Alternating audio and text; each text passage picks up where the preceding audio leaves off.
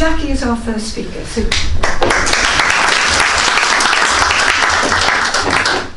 today. So I'm Jackie Schneider and I'm a primary school teacher, and this September was my 29th year of going back into the classroom, and there have been an awful lot of changes in that time. So I'm just going to ask, are there any other teachers in the room? Yay, excellent. Primary, secondary? Secondary. Any parents with children in primary schools at the moment? Parents with kids in secondary school? Anyone who's been to school? Yeah. And any Ofsted inspectors?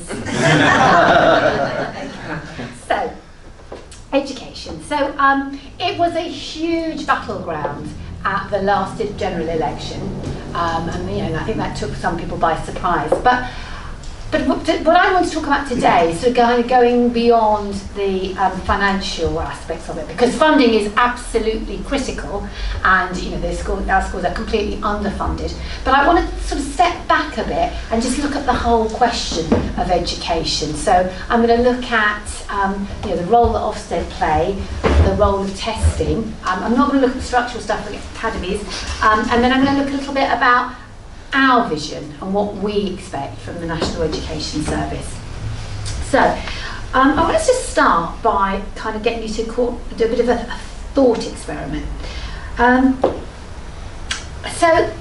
I want you to imagine that our firefighters, our fire departments, our fire stations, just imagine if somebody had this great idea that they were going to rank them. That, some fire stations are better than others, some have got quicker turnarounds, some use their staff more effectively, and they're going to bring in, a sort of an office for fire, so an off-fire regime. And they're going to go, and it's going to be, going to test our value for money, and they're going to test, and they're going to set up criteria, and then they're going to rank the fire stations. And they might pick sort of arbitrary things. One particular inspector might like a particular fireman firefighters carry.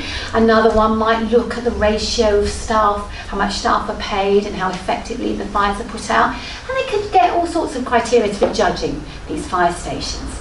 Now, when that would be put to the great British public, I can imagine the response of being, but why? Why do we want to rank our fire stations?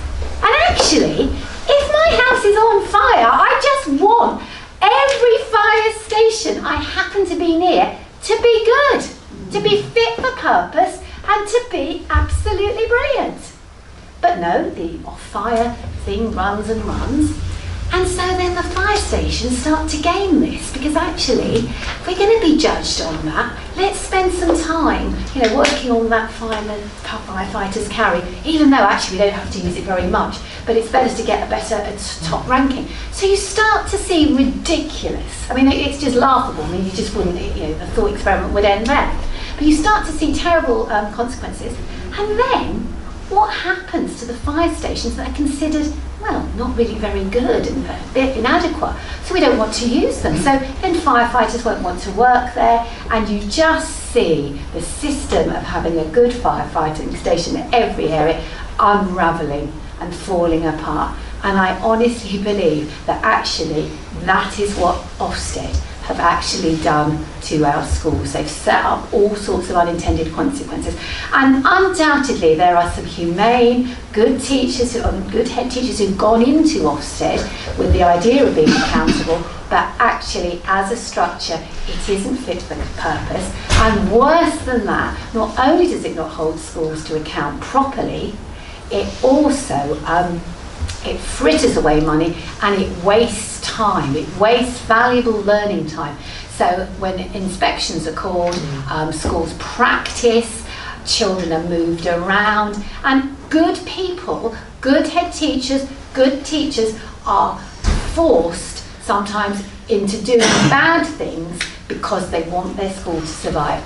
And I cannot stress enough the high stakes of this. I have worked alongside colleagues for decades who, at the sudden whim of the way the data has fallen out, that actually their careers have ended on a high stakes inspection that actually, 2 days to sum up a school in literally one word.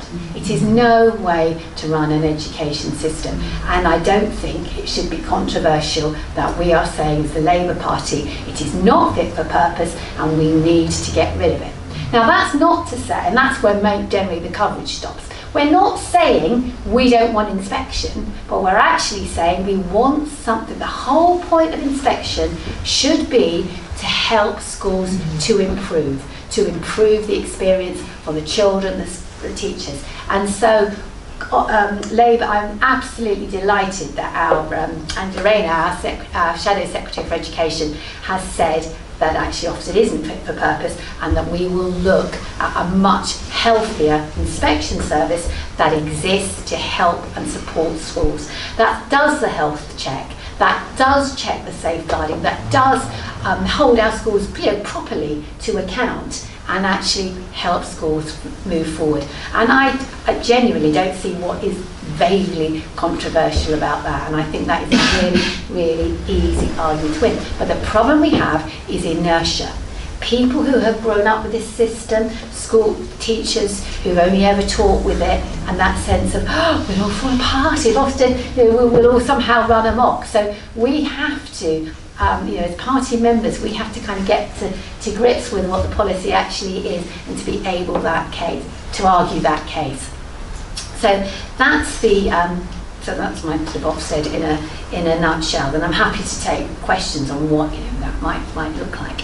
But I think before I talk about the testing, I think we need to just kind of stand back a bit and actually ask ourselves the question: what is the point of education? What's education actually for?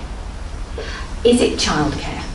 Quite legitimately, if we have to have a population that are going out to work, is it a safe way to keep kids safe, look after them?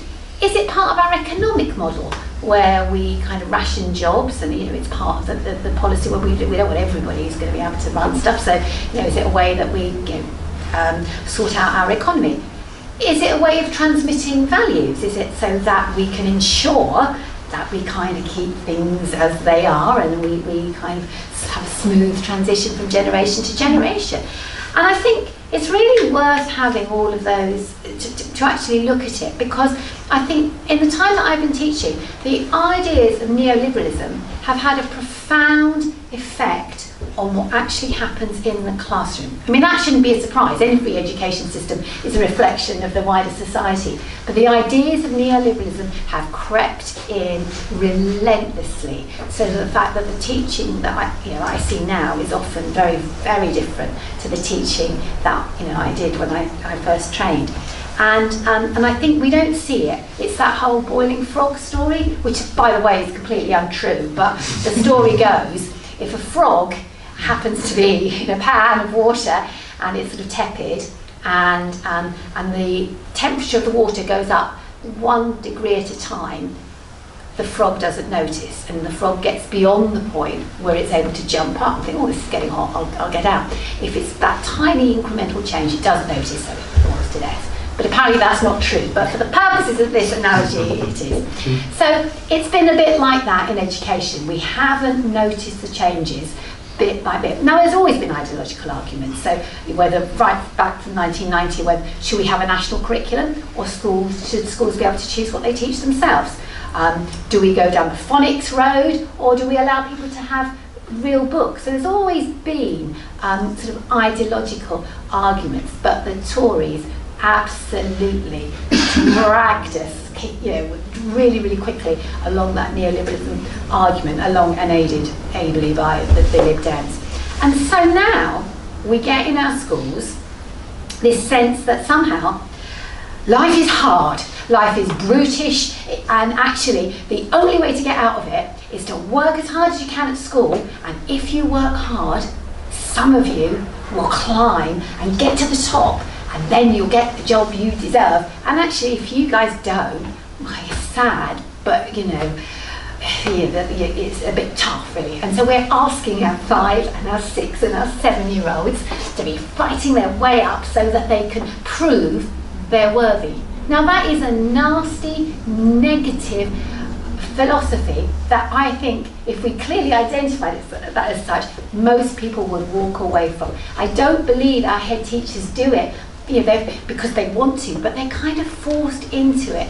And we sell children this myth that actually, if they work hard, they'll get the life that they deserve.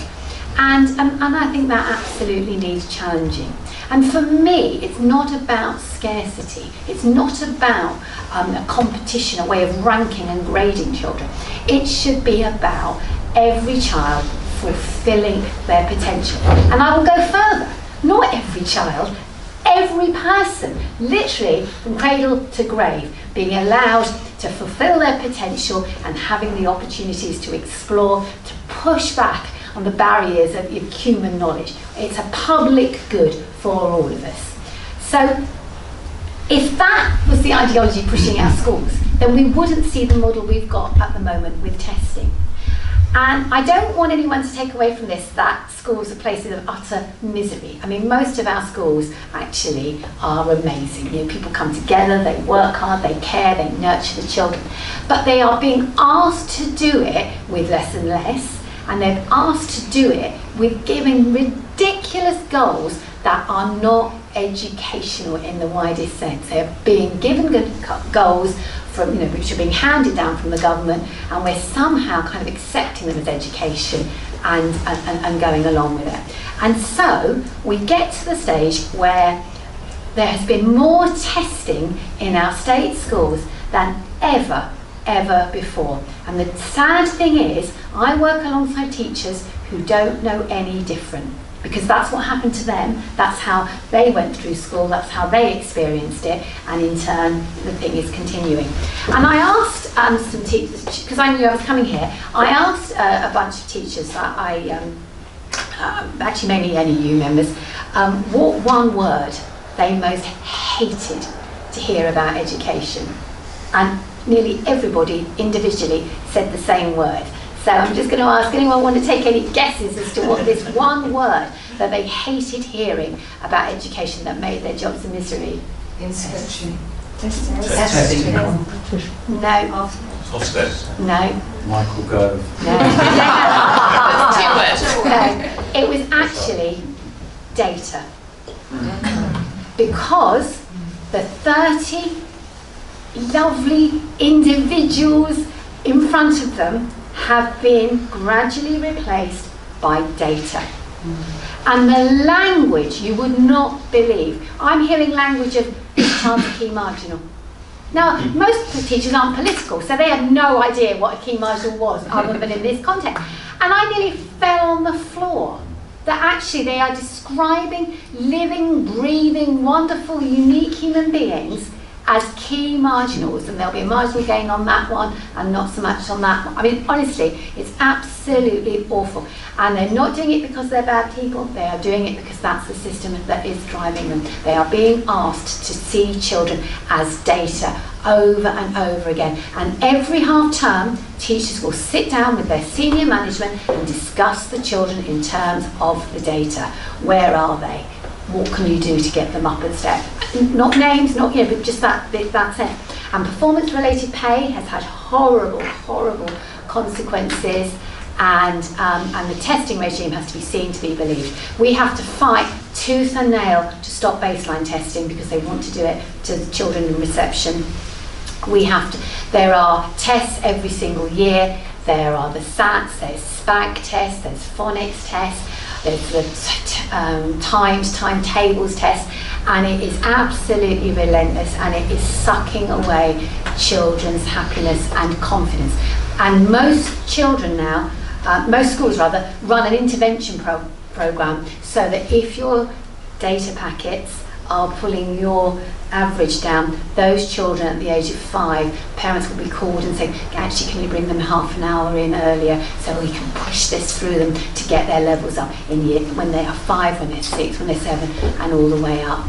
And it's just absolutely horrific. So it doesn't have to be like this. Our National Education Service is going to stand back, and actually part of democracy isn't just voting once every 4 years, but being part of what we want our education service to be. So I could talk forever on this, but I will just finish by saying that I've never been so excited by an education policy since Angela Rayner's, this last one, and I honestly think that whatever happens, we have to seize the reins and we have to make this work, but it will be so much easier when we are in government. And so what I really will urge you to come to Wimbledon, because unless we get enough politicians across the line, we're not going to be able to seize this off the Tories. So I'm happy to take any questions, and so that's our Ofsted and our testing, and I think that it's pushing at an open door. Most parents want the best for their schools, and the teachers will be liberated from the horrendous conditions they're working under. So I think we've got everything to play for. Excellent.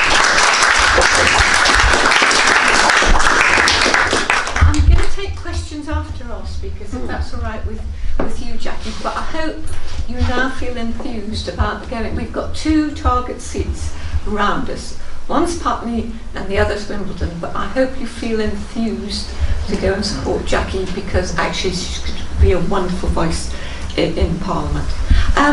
Our next speaker is Robert, and he's going to talk about whatever you want to in terms of private schools. I was struck, however, I've had this in my, not in my recycling tray, but almost in my recycling tray for 3 weeks, because I knew I was coming to this meeting.